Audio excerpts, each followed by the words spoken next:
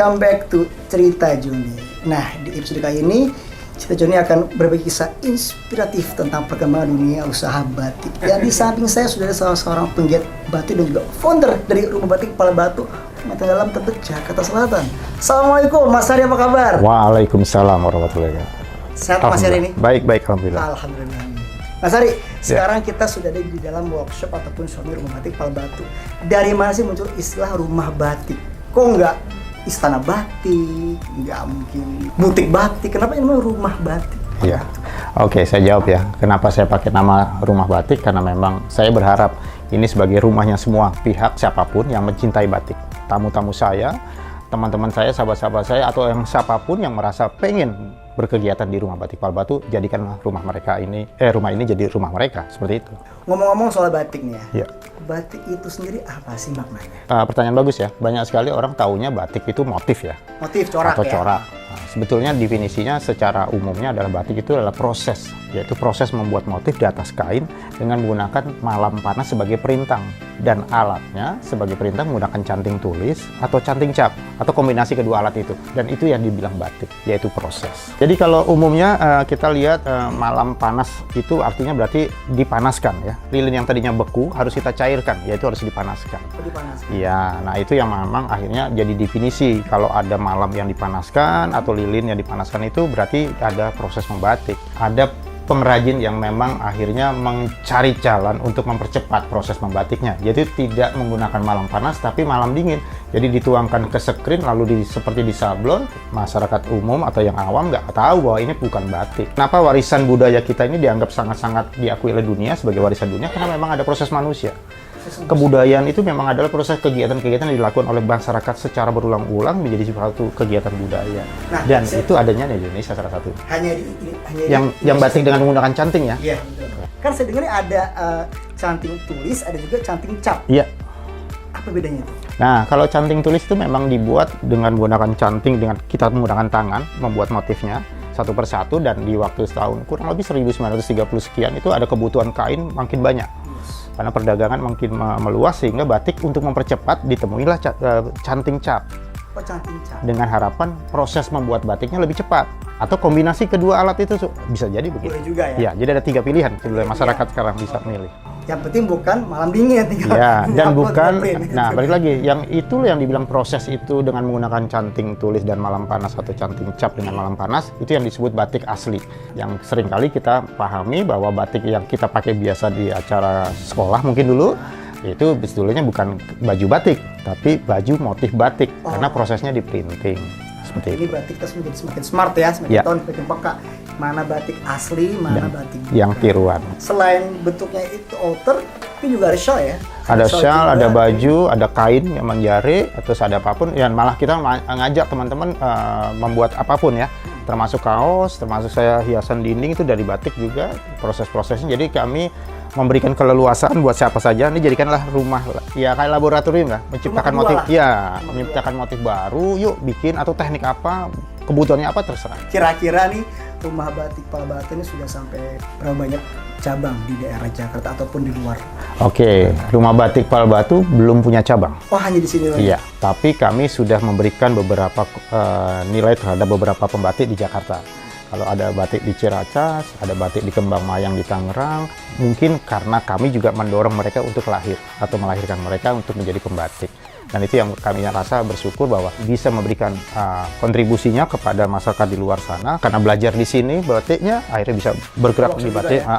Nah itu yang menjadi menarik kan, karena saya juga saya ke Medan, ke Batam atau kemana juga menjadi salah satu cara saya memperkenalkan batik secara pakemnya, yaitu dengan batik tulis atau batik cap. Seperti itu. Istilah batik Solo, Pekalongan, itu orang tahu itu dari bentuk coraknya, namanya, atau ada kisahnya? Gini, batik itu sebenarnya kalau kita bagi dari sisi wilayah ada 2. Batik pedalaman itu keraton, batik di luar keraton namanya batik pesisiran. Kalau batik keraton berarti warna-warnanya otomatis klasik, kuno, atau lebih kepada motif-motif alam. Sedangkan batik pesisiran lebih kontras. Lihat aja motif-motif batik Madura, dia lebih cerah. Batik-batiknya Serebonan karena pesisiran lebih cerah. Percampuran ya, kultur ya.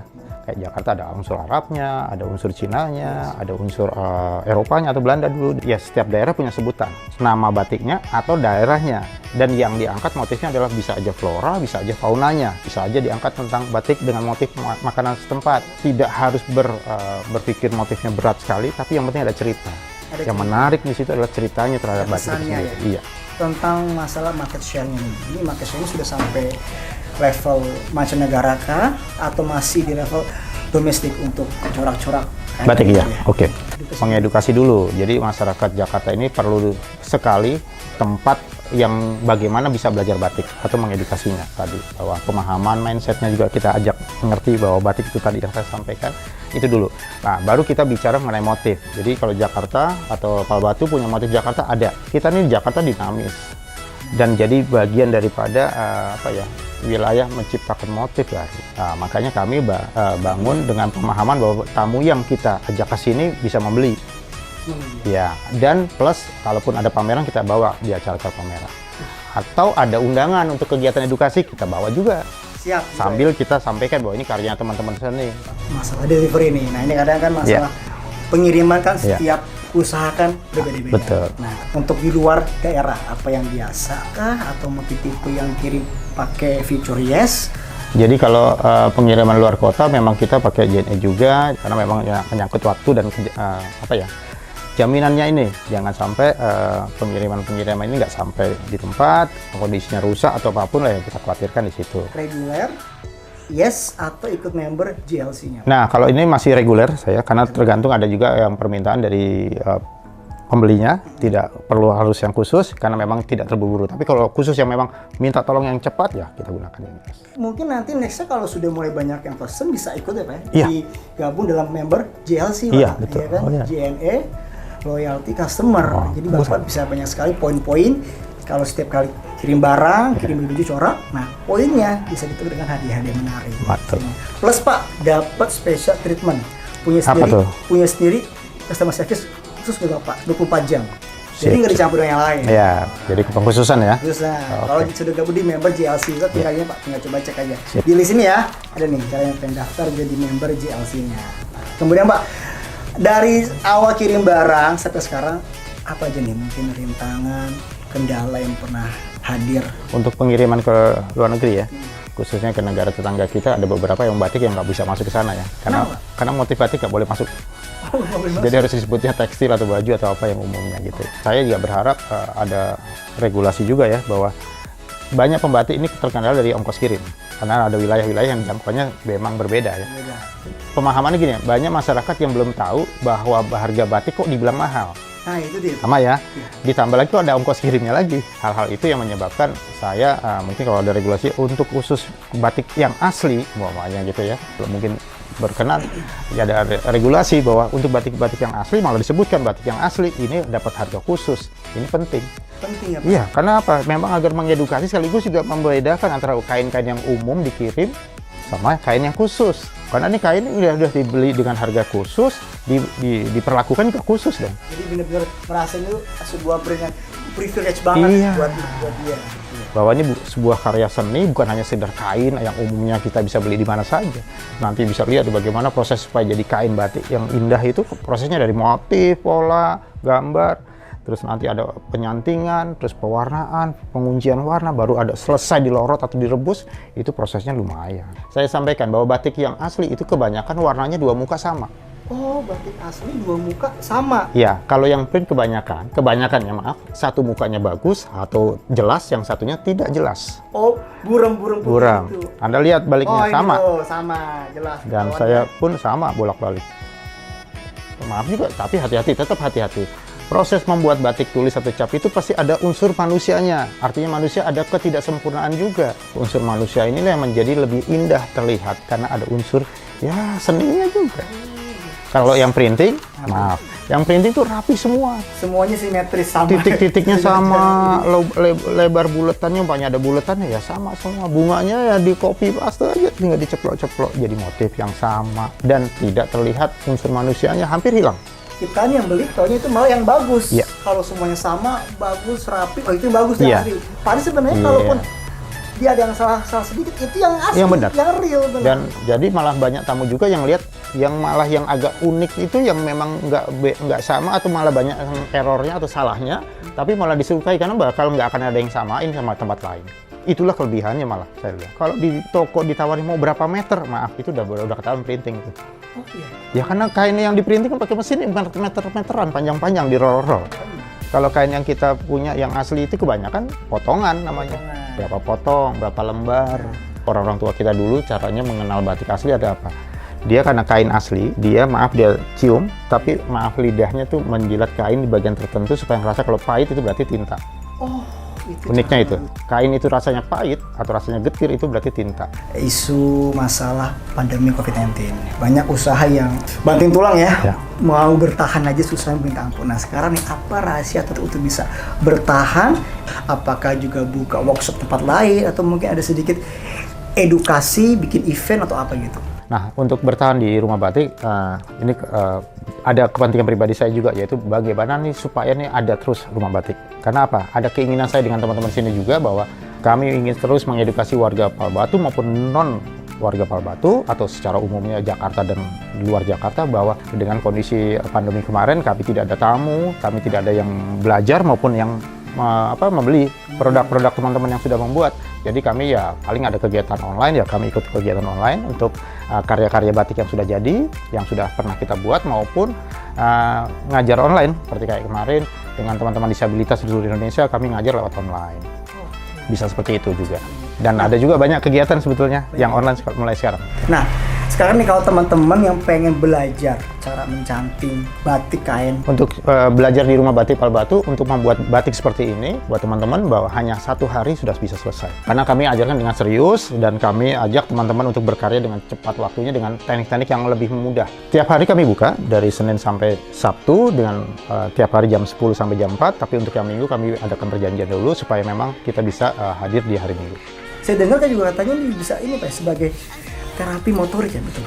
Namanya seni ya, Iya. apalagi kan batik itu ada proses mewarnai, proses-proses yang mengasihkan juga ya, khususnya dari sisi mewarnai, karena itu jadi bagian daripada terapi buat diri kita. Menenangkan ya? Iya, karena juga menjadi, ya kalau yang banyak kegiatan di kampus semua, sibuk banyak tugas-tugas, dengan membatik mungkin lebih fresh. Dan semua pihak ya, termasuk anak-anak kita yang kadang-kadang sudah lama mainan HP, terus ajak membatik di sini. Dengan harapan tadi mereka tidak terkontaminasi dengan hal-hal yang berbau cuma teknologi saja, tapi tentang seni dan budaya perlu diajak. Anda nggak perlu ke Jawa, ya kan, nggak perlu ke sana kemari, di Tebet, anak selatan, cus, datang mampir kemari ya. Sekarang Mas, saya pengen tahu nih, siapa aja sih para pengrajin yang ada di sini, para penggiat batik kan mungkin kan, saya tahu cuma Mas Adon nih hari ini, mungkin di sini ada teman-teman.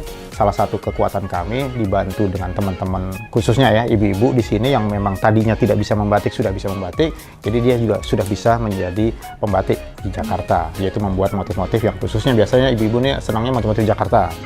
Nah, terus juga kami juga melibatkan dari tahun 2017 dengan teman-teman disabilitas. Jadi bagian daripada menciptakan pembatik khususnya dari teman-teman disabilitas di Jakarta, mengangkat rasa percaya diri buat mereka juga. Supaya nggak minder lagi. Iya, pertama yang itu, yang kedua juga ya ini ada kesetaraan ya, bahwa teman-teman disabilitas juga harus kita support.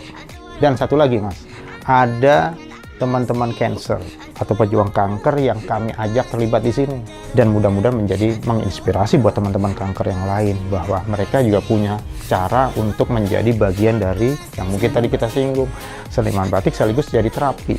Mudah-mudahan menjadi salah satu solusi kekurangan atau kebutuhan yang memang harus bisa diatasi oleh mereka dari keluarga mereka. Nah, saya perkenankan mereka menciptakan batik di sini, membuat batiknya di sini, dan kami bantu juga menjualnya, atau mau jual sendiri silahkan. Seperti apa aja sih motif-motif para penggiat batik, terutama dari para pejuang cancer dan juga teman-teman disabilitas.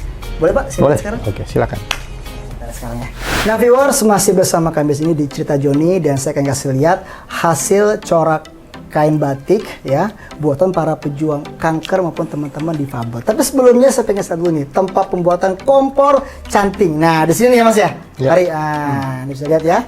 Ini benar-benar banyak sekali cantingnya buat batik tulis ya? Jadi ini beberapa teman-teman sini yang produksi menggunakan alatnya ini wajan malam yang ini beku ya. Beku. Nanti kita cairkan dulu, kita panaskan dan canting tulis pasti. Jadi kalau udah cair, kalau sudah panas jadinya lilin. Nah, Ini Fius canting sini. Coba. Nah, di sini ya?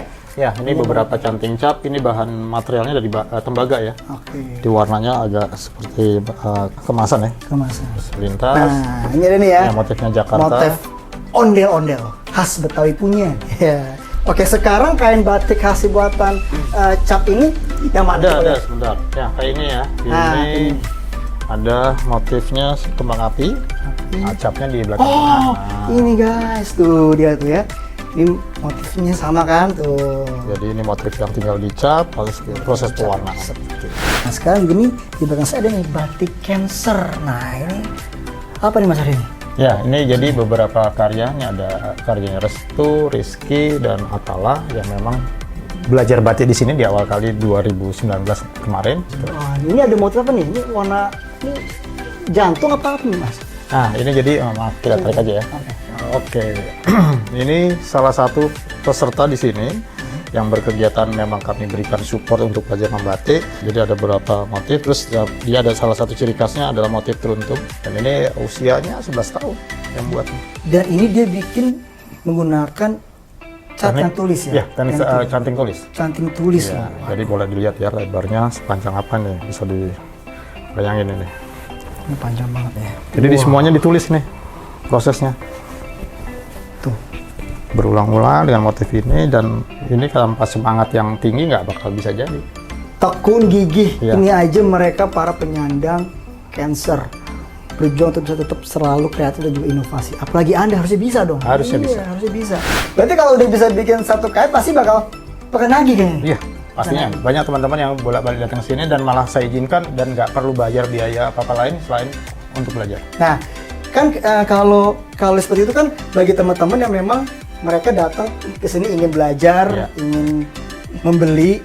Sekarang kira-kira tim dari Rumah Batik ini bisa nggak diundang ke sekolah atau ke sebuah perusahaan untuk bisa mengedukasi mereka semua? Pastinya bisa, Mas. Bisa? Karena kami juga dimanapun ya, teman-teman yang mau ngajak atau kita berkolaborasi membatik di tempat masing-masing, kami perkenankan dan kami siap timnya. Dan alat-alatnya juga kami udah pasti bawa ya semuanya. Tuh. Jadi buat teman-teman semua di sini, pihak sekolah, yayasan, korporat yang Atau ingin organisasi atau komunitas apapun, silakan. yang ingin belajar tapi mungkin waktunya untuk datang ke sini susah karena sibuk, bisa langsung undang nih Mas Ari juga tim Boleh. ke tempat Anda, tinggal bikin schedule-nya aja ya. Ya. Mungkin ada sedikit saran ataupun input untuk JNE biar semuanya makin bagus lagi. Ya, makin maju lagi. harapan saya tadi bahwa kain-kain kita yang memang asli batik dihargai dengan baik dari sisi pengirimannya maupun sampai ke tujuan. Sehingga ada pembedanya juga, kalau memang ada harga khusus apalagi ya, Oh, iya. menarik buat kami pembatik. Seperti itu. Jadi buat teman-teman semua, para pelaku usaha UMKM, jangan lupa yang ingin join menjadi member JLC, langsung aja nih cek di sini ada cara-caranya, dan juga yang ingin tahu segala activity dari Rumah Batik Pala Batu, langsung aja follow Instagramnya rumah_batik_Pala Batu. Nih ada juga nih ya Instagramnya. Ya, jadi lengkap semua ya.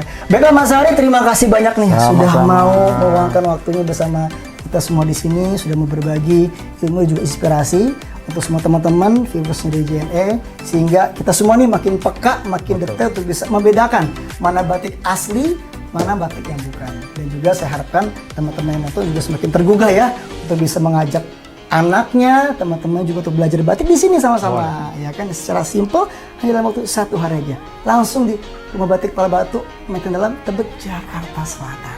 Jangan lupa di-subscribe channel itu kami di JNE ya, supaya Anda selalu up to date tentang perkembangan dunia usaha UMKM bersama kami di sini. Dan juga di follow Instagramnya JNE_ID. Saya Fikri Adil, mau pamit. Wassalamualaikum warahmatullahi wabarakatuh. Have a nice day.